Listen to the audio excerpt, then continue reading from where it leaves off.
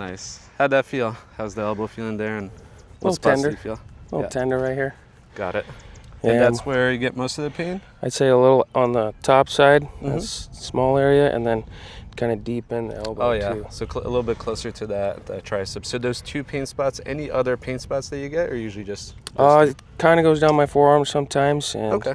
a little bit into the Got it. Sometimes a little bit on the golfer side. Yeah. When it travels down, what does that feel like, and how far does it go? I noticed if I'm hitting off a hard rocks or something like that, it kind of starts here and just shoot like a sharp pain down. Like an electric shock sometimes? Almost, yeah. Okay. So there could be potentially a couple things going on, but for you, what's interesting is you're having tennis elbow, but you're a golfer. So tennis elbow is pain on the outside, golfer's elbow is on the inside.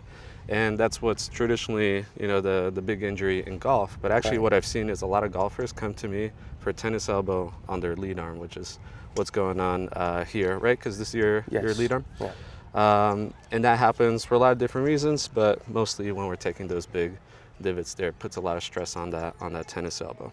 And that traditional tennis elbow pain would be right there, like you mentioned. Sometimes it can travel above the triceps, but what's interesting for you is it can shoot down. And that's usually indicates something a little bit different called radial tunnel syndrome. So we can definitely dive into that, but that's just the nerve getting stuck there and shooting down. Gotcha.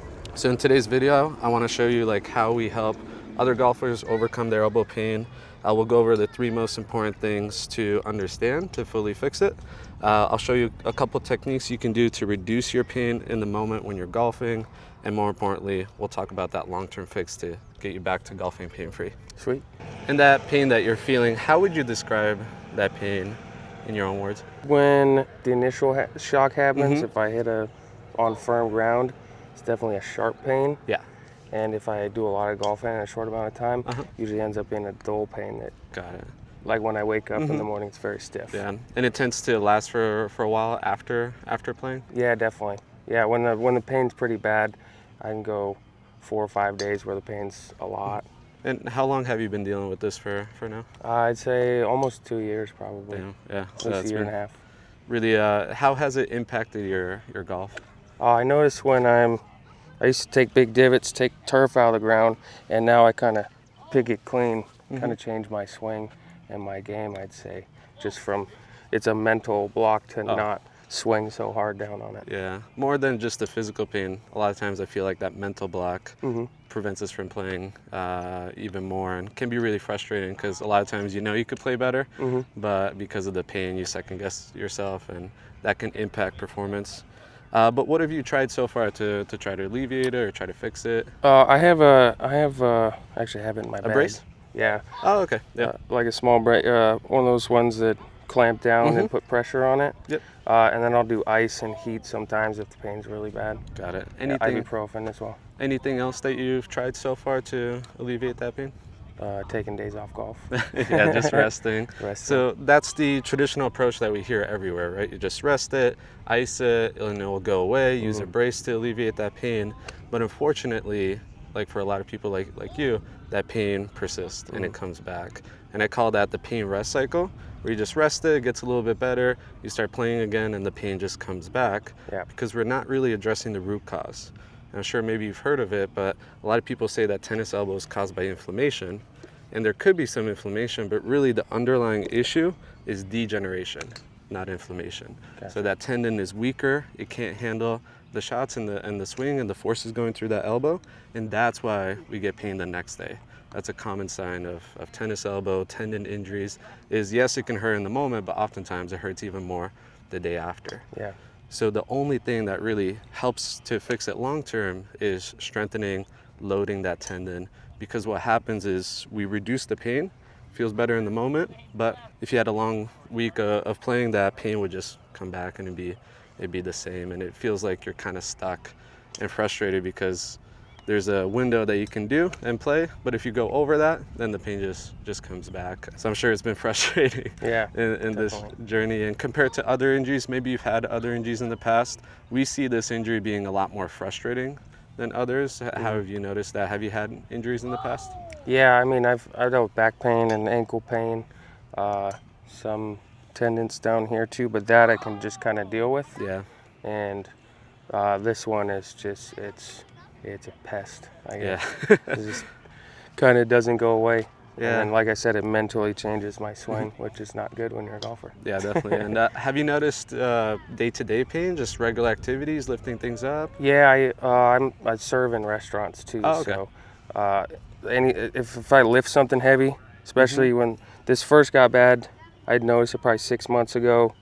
That was when the worst pain was, and that's when I bought the brace. And whenever I'd lift like a heavy table or a tray or anything like that, I almost collapsed pretty much. And then other things, sometimes I pull in something for flexing this way, basically. Or doing curls when I'm working out, stuff like that. Some grip strength stuff. Got it. So the number one most important thing to realize in the beginning of recovery is that it's not inflammation. Resting, icing, stretching won't get it fixed. And what we need to focus on is strengthening. So how you want to think about it is imagine that tendon and it's a little bit weaker, maybe it's like a frayed rope. And if we load it too much, then it gets aggravated and that's why we get pain. So how do we get it strong enough? It's through loading. So loading heals that tendon through a process called mechanotransduction. Sounds really fancy, but all it means is if we load that tendon, it sends signals to the body and to the brain to start the healing process to get that tendon stronger. So that's why resting it and backing off won't really fix it long-term too. So we're kind of stuck in this area where we're just managing the pain and not really addressing the root cause. So once we understand that, we're going in the right direction. But the second problem we run into is not all tennis elbows the same. Like you showed a lot of different pain spots, you even had nerve pain going down. So it's important to find what your root cause is to finally fix it. So that's what we'll do next. We developed this assessment you can do with the club. So just hold that arm out straight like this. Yep. And squeeze as hard as you can, like you're trying to break that club there.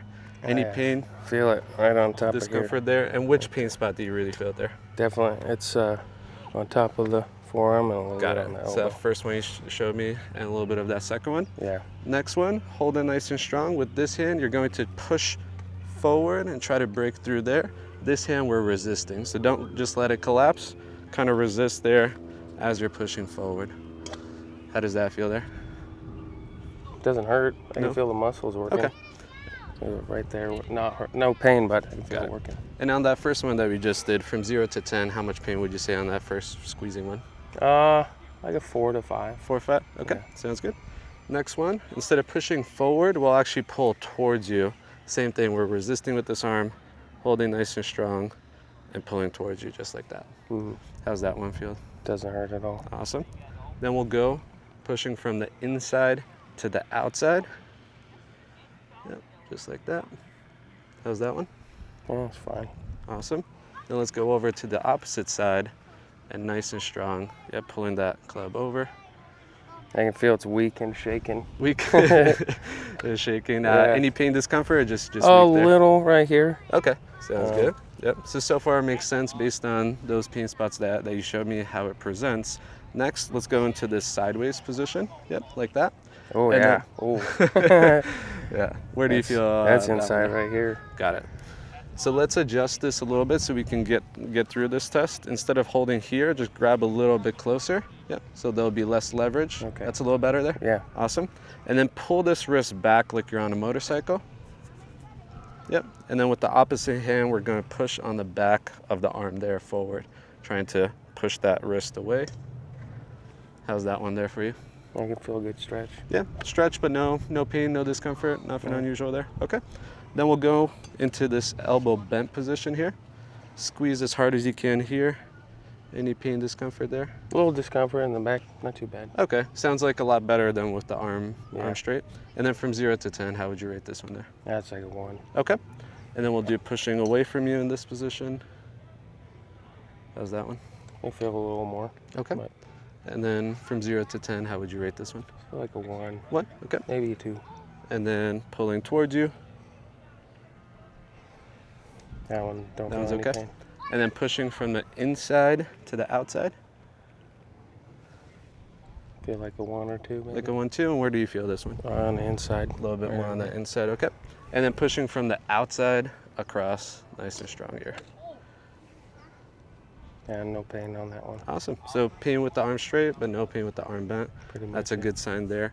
Have you had any shoulder issues, neck issues, anything like that going on? Yeah, I used to skateboard and play soccer. I've dislocated my Oh, yeah? shoulders and yeah. Do you get any? Rotator cuff's gone basically. Do you have like tears, things like that confirmed, or?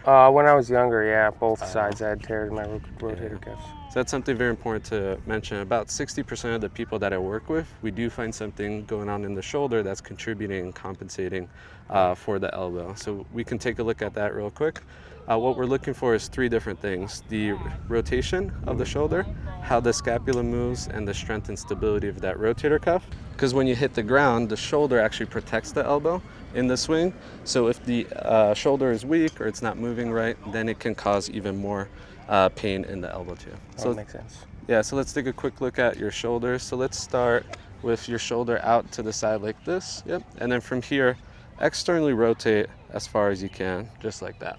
So for here, the range of motion that we're looking for is to get past vertical, which you're just about almost there. So definitely you can make some improvements, but not terrible. Any pain and discomfort in that top position? Yeah, definitely hurts in the back right here when I do that. So closer to that rotator cuff area. And then from here, turn that shoulder in nice and slow, just like that. Yeah, definitely. You can see that the shoulder pops forward to compensate. So try to keep the shoulder back, and let's try that test again and just stop where you run out of range of motion. So that's why it's important to lock the shoulder out, because big difference here. Ideally, we'd like to get to about a 45-degree down from horizontal. So definitely a lot of improvements that we can make there. So stiffness and tightness in the shoulder can cause compensations into the elbow. So definitely something we'd want to work on. Now, next one we'll look at is actually the scapula. So we'll turn our back to the camera here. And for you, the left arm will go over the head as far as you can, like you're trying to scratch your back. What we're looking for is the scapula to open up nicely. That's pretty good there. And then let's go behind the back as far as you can, like you're trying to scratch the middle of the back there. So not as bad. The scapula is moving a lot better than the actual shoulder. And the last one for the shoulder is actually a strength test. So for this, we'll need to sit down, we'll need to use a weight. So let's go ahead and do that. Cool. So to test the strength of the shoulders, I like to compare side to side. So let's get started with the right side first. Yep, so you can hold that right there. And actually bring this leg all the way up on the chair. Yep, so you have that knee next to you, and try to just plant it straight like this. Yeah, if you can. Sometimes it's hard to get into this position. If you need to, you can always just sit a little bit sideways so you have a little bit more space. And then bring this elbow on the inside of that knee. Yep. Bend that arm up like this. Yeah, and just have the palm facing that way. Bring that elbow up a little bit higher right there. And then you'll do a windshield wiper motion. So not straight out, you'll actually do side to side, nice and slow. As many as you can on this right side until that shoulder fatigues. And then we'll compare that to the other side there. So that's 4, 14. For this test, I usually use 5 to 10 pounds for most people. Right now we're on the lower side, 5 pounds, so he'll most likely be able to do quite a bit of reps here. How's that feel on that right shoulder? A little sore. A little sore? Yeah. Burning? Yeah. Yeah, I hear that click a little bit more often now. Yeah, this It's shoulder's clicking pretty worse. good. All right, I think that's a good sign to stop there. Let's switch on over to the other side. Was that a painful click? I know it's not your painful side, but Not really. No? I Okay. mean, that side's worse shoulder-wise. Oh, okay. Yep. So same test on the opposite side, nice and slow. Windshield wiper motion. Okay. First thing I'm seeing here is that motion is definitely a little bit slower, which indicates to me that the strength of that left side is weaker and that motion is not as smooth. So definitely some lack of control and stability. And I think we're getting that same click and pop there too. So a lot of times when you hear that click and pop in the shoulder and the elbow, it's just tendons gliding over bone. And most of the time it's because of weakness, instability, and they're just not moving the right way. Now, some click and popping is normal, and if there's not a lot of pain associated with it, oftentimes we wouldn't really do much to address it. As we get stronger, it tends to go away. But if it is painful, then you would want to address it more aggressively. Yeah, so definitely big difference there from side to side. Naturally, the non-dominant side will be a little bit weaker, but for you, if you're golfing, we really need to keep that left side nice and strong. So a part of your rehab would actually be strengthening the shoulder to help support the elbow. And there's a specific spot in the elbow that gets stressed more because the shoulder is weak. So we'll go into that next. All right, so we found your root cause. We know exactly what's going on, and let's start with that shoulder. So here's the deltoid muscle. That's not affected, so I'll take it off here. What's going on is we have these rotator cuff muscles on the outside, and they help to rotate the arm out, which is the exact same path we would use on that swing on your lead arm. And if we have weakness here in rotation of the shoulder, it'll cause compensations and pain in the deep rotators of the elbow as well too. So essentially what's going on, and what you want to think about here, is these muscles in the elbow are a lot smaller, so they can't handle the same force. And if there's weakness compensations here, then where does that go? It goes right here, because deep down into the elbow we have a supinator muscle, so it wraps around here. It actually helps with this motion here. So when the arm is straight, that shoulder helps to support that motion too. And these muscles, you can see, are a lot bigger and stronger compared to the smaller one here. So that's why it's so important to keep the shoulder nice and strong. So for you, if all we focused on is just the shoulder, just the elbow without addressing the shoulder, potentially that pain would come back in the future because we're not really addressing the whole chain there. And another thing that's going on is if we have pain dysfunction in that supinator muscle, the radial nerve that you had pain in, that shooting pain down the arm, and you said all the way even into the back of the hand, there's no muscle or tendon that goes all the way down there, and it wouldn't give us that electric shooting pain too. So that's why we know that the radial nerve that goes right through this muscle, you can see it sticks out right there. When there's pain dysfunction in the supinator, it can get stuck there. That's what we call radial tunnel syndrome, where that nerve gets stuck and shoots the pain down. So what's going on for you is that weakness in the rotator cuff is causing more strain on that supinator, and that caused the nerve to get stuck and cause that shooting pain down into the elbow. So it's a combination of tennis elbow, radial tunnel syndrome, and weakness in the shoulder that we need to address long term. Is that why when I can't bench press either? Yeah. Because I'm a big guy, I'm cuff. strong, and when I get on the bench press, I can't do, like 205 is my max, and that's what I weigh. I should be able to bench more than my weight, especially when I was in the gym a lot more. Yeah. And I try to go up to the most, and it just doesn't work. Yeah, so bench press will put a lot of pressure on your shoulders, your elbows too, so maybe you do feel it in that tennis elbow when you're pressing. But if you don't have the stability here, then you're not going to be able to push as much. So imagine like you're trying to do a squat on a kayak, right? That wouldn't really work out too well. You'd be too shaky, you wouldn't be able to press into the ground, versus being on a stable base, a foundation, like a platform. You'll be a lot stronger there because you can actually push into the ground. You have the stability. So that's actually a good analogy. So imagine if you have weakness here, that creates that instability that puts more pressure here. We don't have that stability to help us with that swing. So that's a big part of what's going on, what we need to address there. So I want to show you a couple techniques to reduce the pain, but before we jump into that, you mentioned you've been using the brace sometimes when it's really aggravated. Just wanted to make sure that you're using it correctly to get the best benefit, because a lot of people have questions on where to put it to get the best effect. So for you, when you've put it on before, where do you tend to put it? I slide it up. Put it on right about there. Yeah.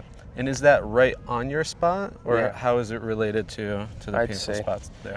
I'd say it's right on it. Got it. So to get the best benefit, we actually see that not putting it on it, but slightly below it will work better.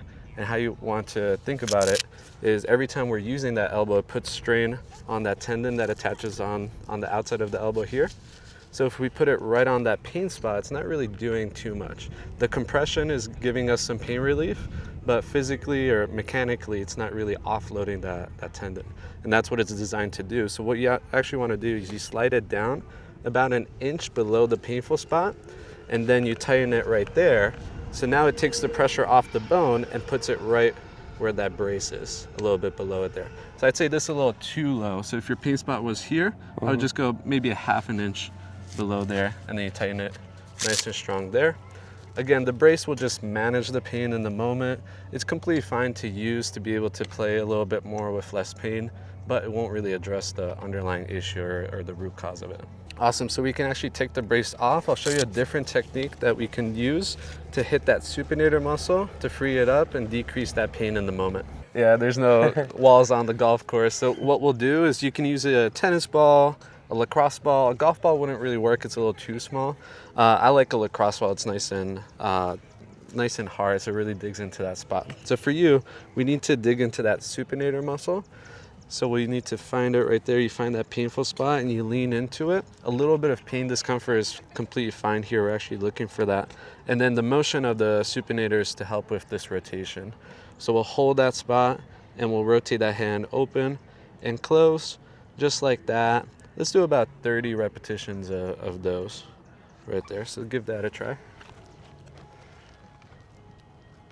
Yeah, it's a little tricky. Sometimes it can slip out.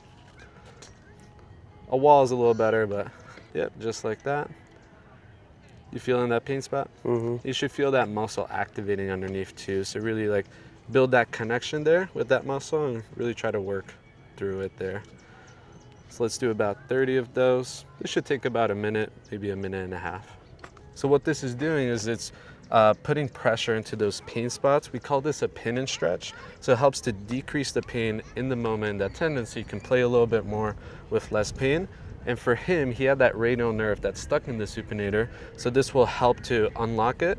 And then next, I'll show you a radial glide for that so we can relieve that pain even more. And for you, you actually had pain with gripping. So what I like to do here is if you squeeze your hand nice and strong, you'll feel that a little bit more, and then add in that rotation. That can really get it right there. How does that feel? Feel it. Yeah. It's burning. So usually what we're going here for is for that pain to initially shoot up and then to slowly calm down. Once it's starting to calm down, that's when we know the effects are starting to kick in. It can take a little bit of time, and if it takes longer than 2 minutes, just stop there. You don't need to continue working through it. But slowly we should see that pain shoot up in the beginning and start to die down. Yeah, it feels more like a massage now. Yeah, instead of that active like burning spot there. Okay, let's just do a little bit more. Don't want to overdo it with this one. All right, that should be good there. Just shake it off a little. It can be a little intense. And then let's go back to the course. So next what I want to show you is a radial nerve glide for the radial nerve there. So what we want to do is just to increase how much it moves and free it up to decrease that pain there. So the radial nerve comes from the neck and it goes on the side of the shoulder here, side of the elbow, and it goes all the way actually to the thumb and the back of these two fingers. So we'll cross the thumb like this. Yep. Make a fist. Have that arm next to your side. You want to curl that wrist all the way back. Turn the shoulder in so the fingers are pointing away. Opposite hand pushes down on that shoulder. And then you want that arm slightly out to the side, just like this. Yep. So about a 45-degree angle. And then from here, you're going to bring that head towards that same side. So now we're pulling that nerve in one direction down. Now you bring the head to the opposite side and release the wrist forward. Yep, just like that. And we're going to go back and forth like this. Really try to keep that shoulder down and feel that nerve just gliding back and forth. So what we're doing here is we're not pulling that nerve on both sides. We're actually gliding it one way and gliding it the other way to help unlock it and free it up in that supinator muscle to help him decrease that pain.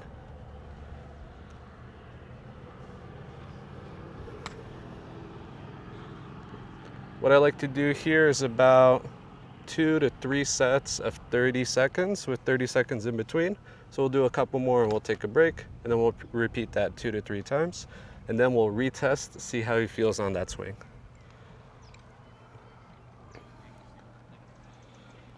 How's this one feel for you? Like a deep stretch. Deep stretch? Nice. Yeah. You feeling that elbow? Yeah. Great.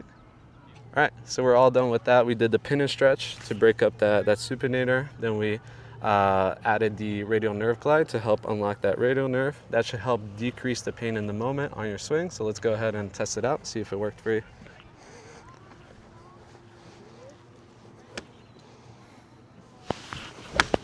Nice shot. Awesome. How'd that feel now? A lot better. Yeah? I feel like there's more range of motion here. Range of motion, not as much sharp pain or at contact. I noticed that before I would kind of close the face and not want to rotate through. because of that rotation right there, hurt. As soon as I stop right there, it would hurt. Yeah. And on those swings I did before, I was overcompensating how I used to, and that's why I was hitting the ball so bad. Yeah. So now you're able to rotate through. Just swing normally. And do that right technique there. So this is why anytime we have pain, we try to go away from it. So naturally we'll avoid those motions, and it starts affecting our swing in a negative way because we're trying to escape the pain. But the more we play with pain, the more it kind of ruins our technique too. And ruining the technique puts more pressure on the elbow too. So it's almost like a cycle of bad technique leading to more pressure on the elbow and more pain long term too. Awesome. So that's a great way to decrease the pain in the moment, but it won't really fix it long term. So that's what we'll talk about next, because overcoming this nasty injury takes some time. And like I mentioned before, that mechanotransduction, that process takes a while. It usually takes anywhere from 2 to 4 months on average for people to overcome the elbow pain and get back to playing pain-free. And these techniques are great to alleviate the pain, be able to play a little bit more with less pain, but they won't really get it fixed long term. So what we need to do there is to strengthen that elbow. So the next steps for us would be to build you a personalized plan to follow every single day. It takes usually about 15-20 minutes. We're loading the elbow, working on the shoulder, working on the elbow, maybe even spine to improve that rotation too. All of these things make a big difference for that elbow long term.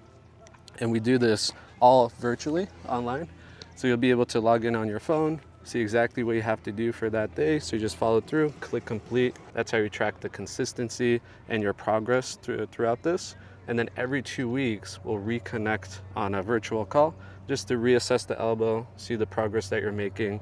And this is also where we talk about the strategy to get back to playing golf more, pain-free too. So every 2 weeks, we would update that plan into your pain-free, which usually takes about 2 to 4 months. Any questions on what that process would look like there? This is a process that you're still able to golf in the meantime? Absolutely, yeah. Okay. So a big thing that we hear a lot is you have to rest. You can't play, which is a great question. But we want to make sure we're not overplaying. Like you mentioned a couple times that pain got up to an 8, 9 out of 10. That's a little too much and potentially sets us back. The sweet spot that we found is about a 3, 4 out of 10 pain. So a little bit less than moderate pain. It's manageable, it's not too much. And this is how we ensure that we're not overwhelming the elbow. And this applies to rehab, this applies to playing golf, and workouts too at the gym. So we would want to make sure that the pain never goes above a 3, 4 out of 10 during, but like you mentioned too, some of that pain doesn't happen during, it actually happens afterwards too. So there's that delayed pain response. So you want to track the pain for 24 hours or 48 hours up to, and you want to keep that pain to a 3, 4 out of 10 or less. If it goes above that, just let me know. We'll modify things, we'll adjust things, get that pain back down, and we'll restart the progress there. My favorite part of it is we have a Strong Elbow Club hat logo, a hat. I'm wearing the wrong one today. But once we overcome the elbow pain, once you send me that message that, hey, I'm back to golfing pain-free, we send you that hat to celebrate as a little thank you for trusting us with your elbow. Sweet. Let's get you fixed. Cool. Thank you. And if you're a golfer dealing with elbow pain and you finally want to get it fixed, down below in the description you can find more information on how we can help you overcome it and get you back to golfing pain-free.